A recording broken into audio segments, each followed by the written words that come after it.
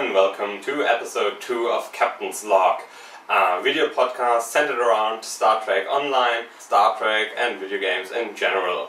My name is Chris, also known as Rachel Garrett, on stovwiki.org and the Star Trek Online forums.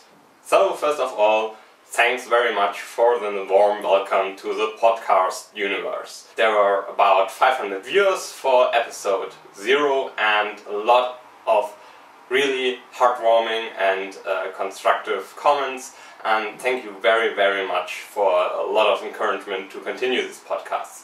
But you also had some constructive criticism, so I broke that basically down to 3 points. First of all, I should get a real microphone, and I really tried to get one for this show, but I had to find out that the camera that I'm shooting this with has no plug for an external mic. So I will have to buy a new video camera to accommodate this. And this is where you guys come in. I would very much like you to give me some tips, some equipment that is both affordable and has the potential to plug in an external mic, so you guys get better audio quality.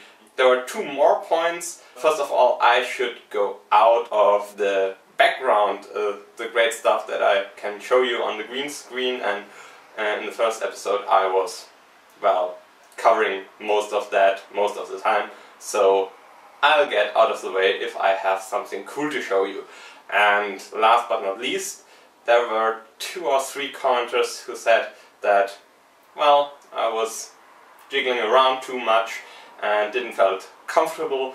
And I have to say you, yes, I didn't feel comfortable, because that was my first show and the first time I talked into a camera like this, and I'll try to stand more still and don't wiggle around that much anymore. And there were also guys who told me I should get a desk and sit behind that. I'd rather not, because first of all, this green screen here is adjusted just right so I can stand in front of it, and it would be kind of a hassle to lower it for a sitting position, and also I think I'm feeling more comfortable standing in front of it. So if it's bothering you, keep writing comments and I'll take them into consideration. But for the time being, I try to stand more steady and not to wiggle around that much, and I hope we'll be fine. So now that that's out of the way, let's start the show and let's talk about some Stowe news.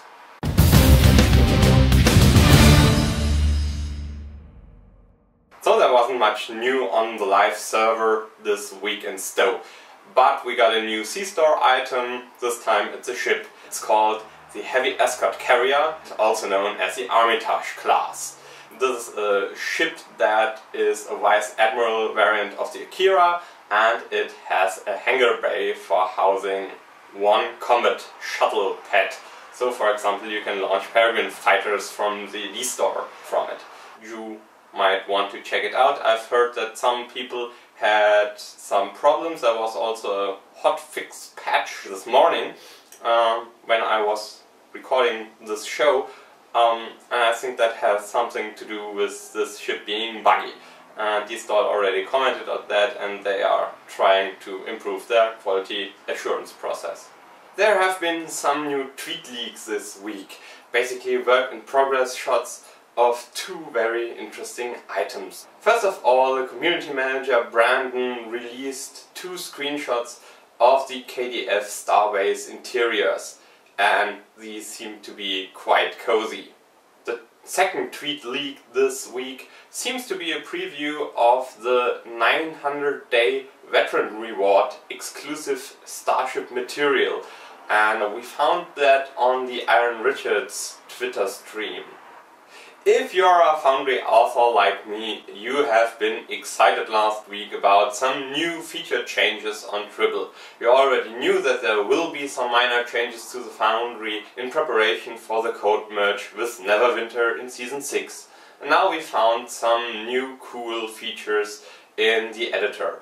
First of all, we got 3D previews for all objects and NPC Contacs. And this is really great, because in the past there were only still images, and often these were shot from really bad angles. So now you can really take a look at the props before you place them on the map, and you don't have to playtest the map in order to see if you picked the right prop.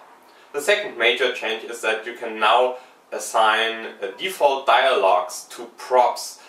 This has been possible only for NPCs in the past, and this is really exciting because now you can place consoles and pads in the world to give the player flavor texts and background information. In the past, Foundry authors had to be really creative about how to realize this stuff, and now much of this will become much easier. And finally, when playing around with the editor, I also found that there are new stances for NPC critter groups.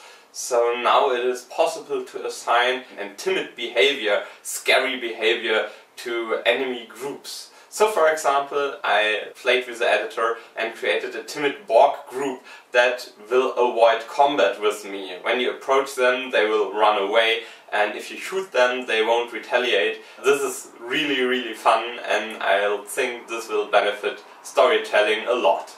So the biggest chunk of story-related news this week came from a community Q&A session with dStahl.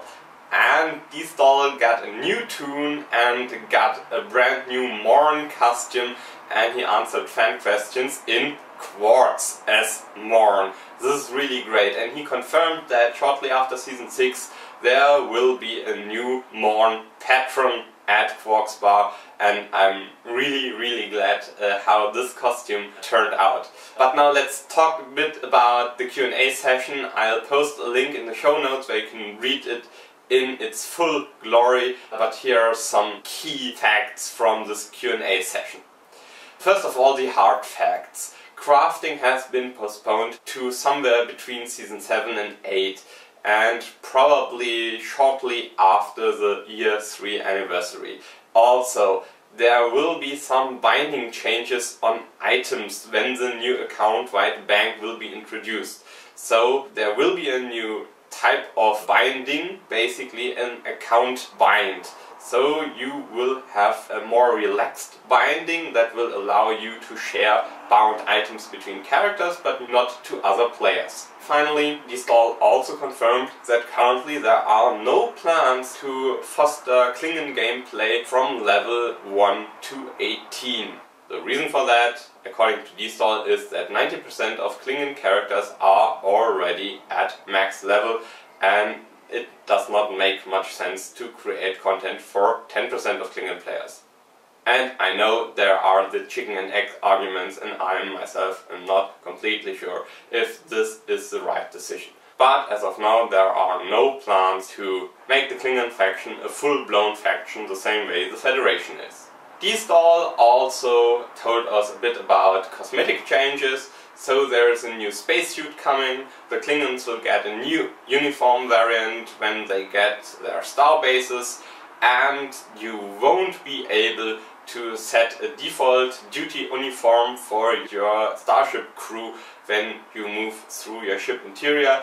This tag is not on the schedule for the foreseeable future. And finally, a confirmation of what we heard last week already. The Foundry Spotlight is getting more formal and more official after Season 6. There are plans to introduce a new tab and to tag new player-created missions with special rewards. And dStahl says that after Season 6, this weekly Foundry Spotlight will get more love. Sadly, there won't be any fixes for demo record. You may know that I myself am a big fan of demo record, where you can type a special command in your chat window and then the game will dump all your play actions to a file on your hard drive, and after playing some content you can go in, launch the client with a special command line and then edit the camera path and shoot awesome videos like this one. But the demo record function has become buggy in the past. With every new season, the records were less reliable and there were bugs and glitches. And dStahl says they know there are these bugs in the demo record tool, but the only engineer who would be able to fix them has no time to touch them. And this is really sad, because this tool will continue to degenerate. Basically this will destroy the Machinima community for Stowe. And finally, a bit of sad news, the next ship that will be introduced to the game will be released like the Jamada ship with a duty officer pack. You will have to buy a new duty officer pack called the Reinforcement Duty Officer pack in order to obtain the next ship. And dStahl says we will learn what this ship is sometime very soon.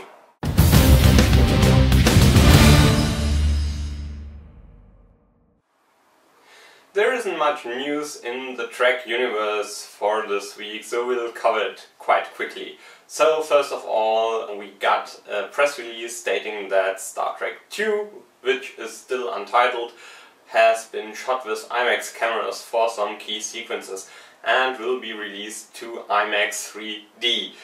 But note that Star Trek II has not been shot with 3D cameras. So this film will be a 3D conversion from a 2D master. And this might also include lens flares converted to 3D. No joking. So that's all for Trek news in this week, but there's a lot more to cover in games.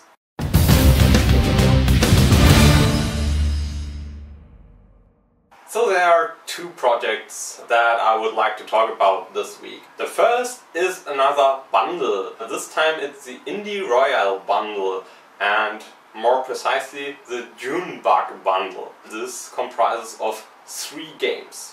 The first is Eden, a puzzle platformer that will be bound to Steam, so this is not DRM free.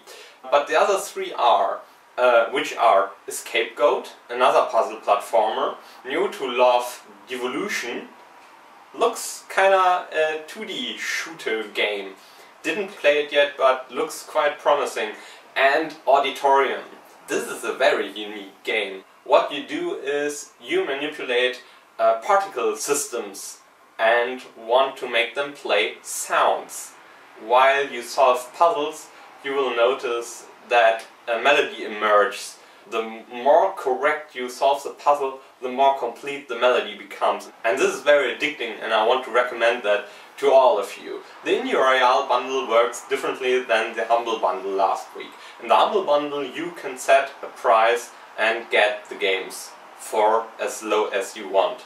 The Indie Royale bundle works differently. There is a set price that you can pay, but if you pay that set price, the price will increase. The price will decrease if people will voluntarily give more than that minimum price. So you can decide if you want to be a kind person and give a buck or two more to lower the price for other people by a cent or two, or if you want to be greedy or just want to check out the games and pay the games at the minimum price range, and well, the price will go up for everyone else. So although this bundle is not as cool as the Humble Bundle 5, which was awesome, I would still recommend this bundle for Auditorium alone. But there is another project I wanted to talk with you about. And this is not a game per se, but it is a movie, a documentary about making games. The film is called Indie Game The Movie and was released this week. You can get it for $10 and you get a DRM free version. You can either stream it or download it in different HD resolutions and with different subtitles. That documentary has a lot of production value. The documentary follows the developers of Super Meat Boy, Bread and FEZ. These are all indie developers, obviously, because, well, the title of the movie says it all, Indie Game The Movie, and follows the development process, the ups and downs, what runs through your mind if you're sitting in front of one game trying to get it out. No big support. This is a really well-made documentary and I want to encourage you to check that out. So that's basically all for this week. Still, I want your recommendations for a new video cam to record this podcast, and this should be a camera that allows me to plug in an external mic so you can profit from higher audio quality. So until then, thank you very much, and well, I'll see you out there. Good luck!